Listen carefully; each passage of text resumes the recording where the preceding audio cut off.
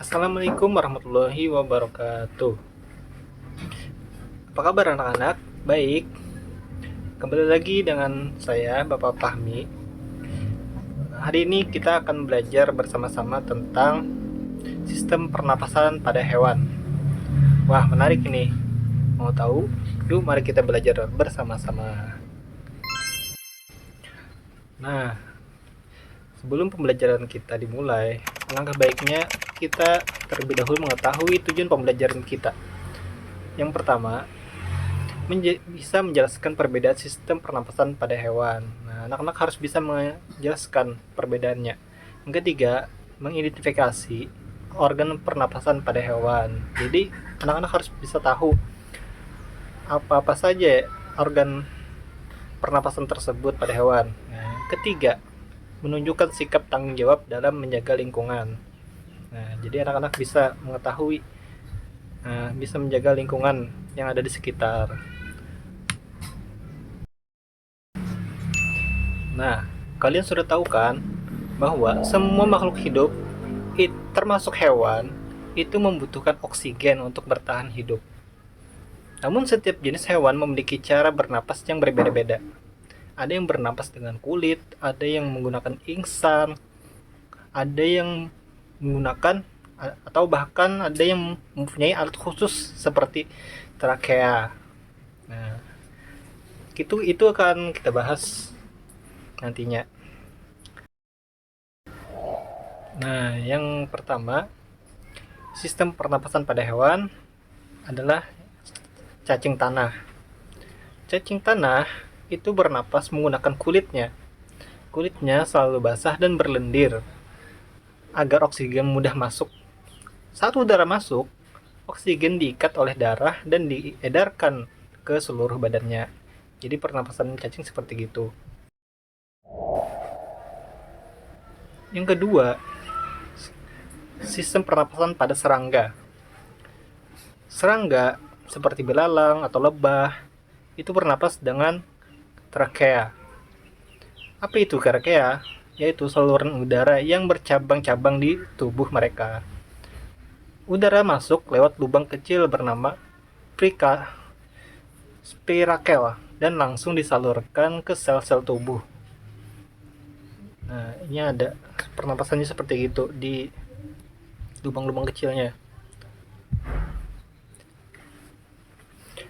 Nah, ini ada juga alat pernapasan pada hewan ikan. Ikan bernapas dengan insang yang terletak di sisi kepalanya. Mulut ikan terbuka agar air masuk, lalu oksigen diambil di insang dan karbon dioksida dibuang keluar. Itulah mengapa mulut ikan terus terbuka dan tertutup. Yang keempat, katak atau hewan amfibi. Kecebong bernapas menggunakan insang, tetapi setelah dewasa, katak bernapas dengan paru-paru dan juga kulit. Kulit katak selalu lembab agar bisa menyerap oksigen. Pernapasannya seperti itu. Yang kelima, reptil. Contohnya seperti ular atau kadal. Reptil bernapas menggunakan paru-paru.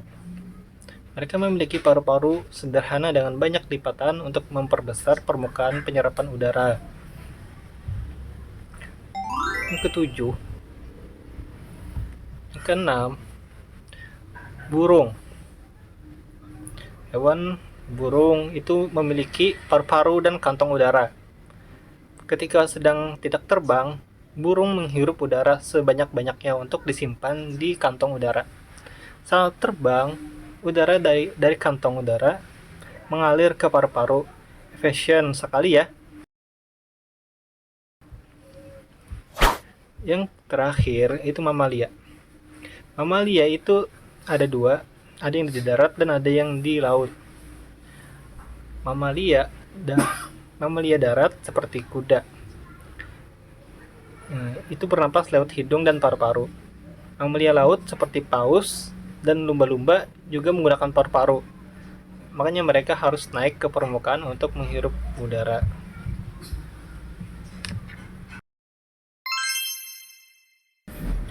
Nah, di sini Bapak ada tebak-tebakan. Sekarang kita main tebak-tebakan ya, anak. Ini ada gambar. Sebutkan hewan apa ini dan bagaimana dia bernapas, atau dengan apa dia bernapas. Yo, hewan apa ini? Yap, betul. Hewan ikan. Dia bernapas dengan insang, betul. Yang terakhir, ini hewan apa anak-anak? Yap, betul sekali. Hewan belalang. Belalang bernapas dengan apa? Dengan kayak, ya betul.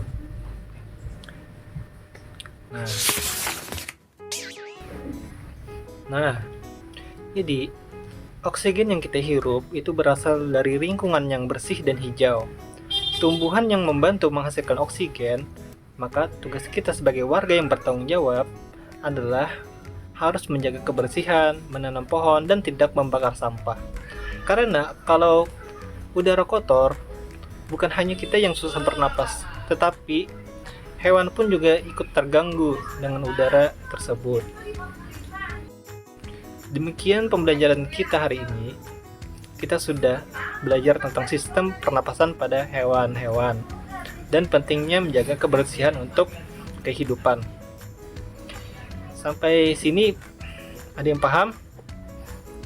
Nah, saya akhiri pembelajaran kita. Terima kasih sudah belajar bersama saya. Sampai jumpa di pembelajaran berikutnya. Assalamualaikum warahmatullahi wabarakatuh.